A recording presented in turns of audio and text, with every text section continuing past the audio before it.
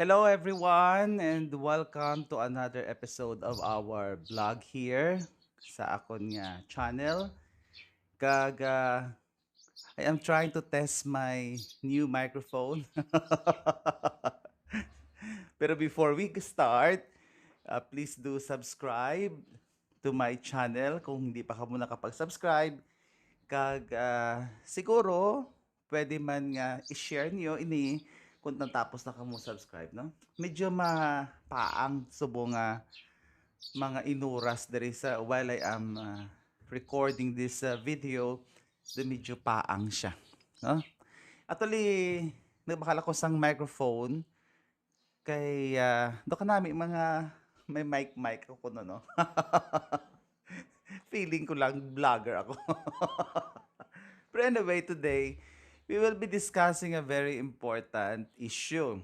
Now, I hope walang basher, and this is just for, educational purposes, something for us to reflect on. No? So, if you want to have comments, please do comment below. Just be respectful lang, and let's be balanced lang. Okay, so the issue that we are going to discuss for this video, for this particular video, is all about the so-called absolute divorce bill that was okayed in the House Committee. No? Last August 17, I think, it was approved by the Committee on Population and Family Relations. No? So this is a bill that pushes for divorce in the Philippines. As you know, the Philippines has no divorce law. Wala pa tayong divorce. I think we are the only country in the world with the exemption of the Vatican City nga wala sang divorce. Pero you can actually take the Vatican City as out of the equation. So we can attribute this actually to the 1987 Constitution of the Philippines because kita nga Filipino when there was the shift no from martial law from the Marcos regime to be more precise to that of the Aquino administration gimbag-o ni Cory ang aton nga constitution and it was promulgated and accepted through a referendum, no? If I'm not mistaken, it's a referendum.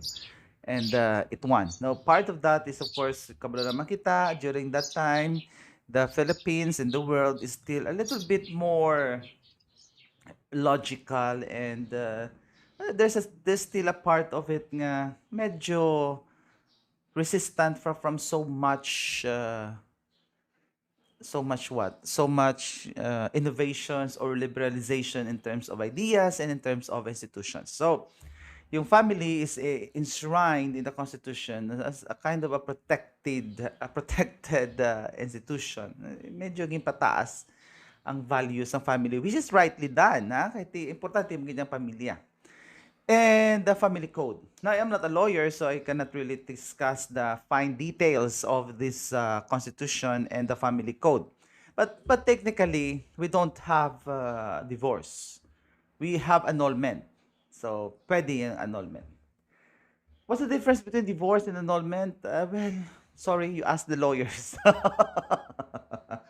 Pero, one of the things that I think one of the things that I think is obvious here is that in terms of the annulment, it is not a watered down divorce. The divorce would even tawag sini without cause, for example. It can be possible. Sa annulment, you really have to prove a cause. No? And as of now, the family code listed several causes lang. One of those is psychological incapacity, for example, or what this new bill, as far as I read, the news item about this absolute divorce bill, is that one of its main, parang pare-pareho pa rin siya. With the exemption na another element for possible divorce is when one of the spouses will opt for surgery. I mean, for sex ano ba yan? Um, sex change surgery, no, or operation. Yan.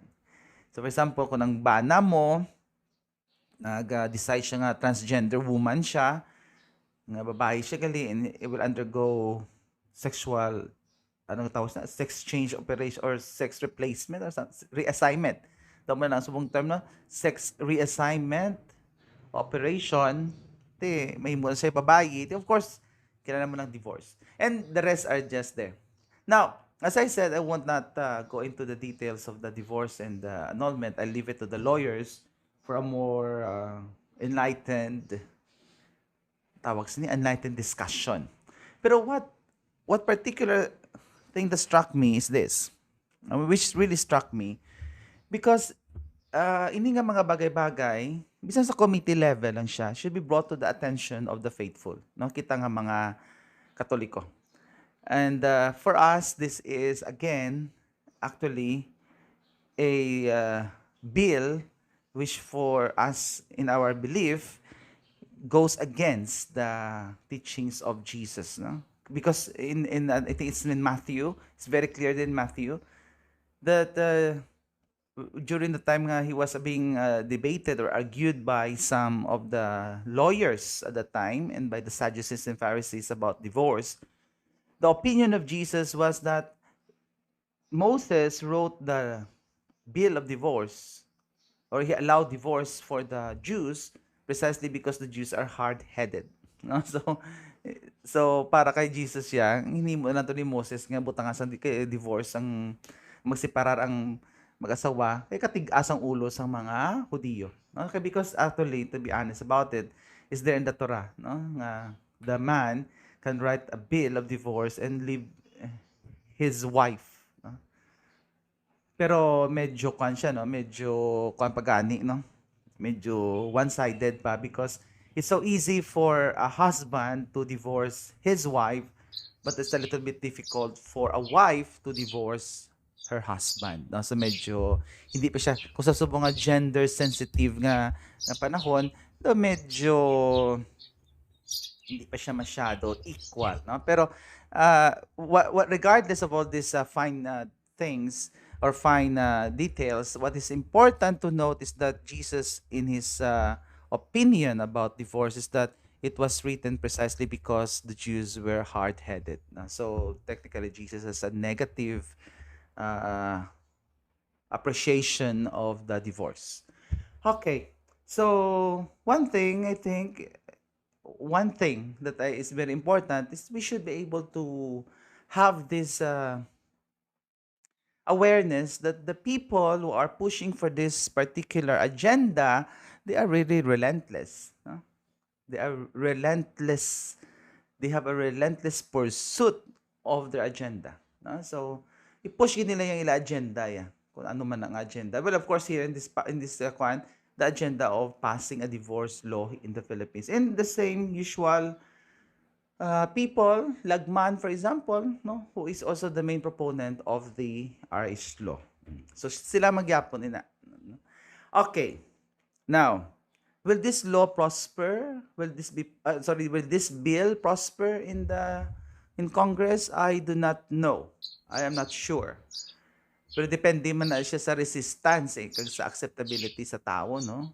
Kung wala sa may naga-resist, wala sa may pamatok sinada, and no one is talking about it, and those institutions that are supposed to talk about it are not talking, like for example, the church, the medyo, I don't know how it goes, no? Basi, mapadaliin na siya. Pero before, damo naman mga bills, na divorce bills nga napasar sa committee level, pero wala man siya na dayon sa masilig naton dira sa plenary. No, kay may first reading pa na, second reading, third reading, and then the Senate will have to pass also a bill on divorce, and I think they are doing that. Kay may mga liberal man na dira nga mga tao, nga mga progressives, ng mga senador who would like also to have a divorce law in the Philippines. So they will also pass a corresponding bill. Kag na nila, they would make amendments, etc. So we only have several months left before the May election, and this in the Philippines. Technically, we are now in the election year. Pilipino, ya 1 year, ya gandaan niya, kampanya niya mo. Busy na mga kongresista nato, ka mga senadores with regards to the campaign, kamatama na pabatsyag. So how will this divorce bill go?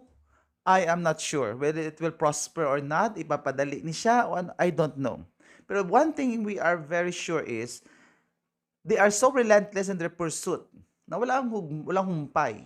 They would really push for it. Di pamangkot, nataging kapoy na kita. Naging kapoy na kita sang sagay kapanagang. So, I think we are always on the defensive, and kapoy sang defensive, di ba? No?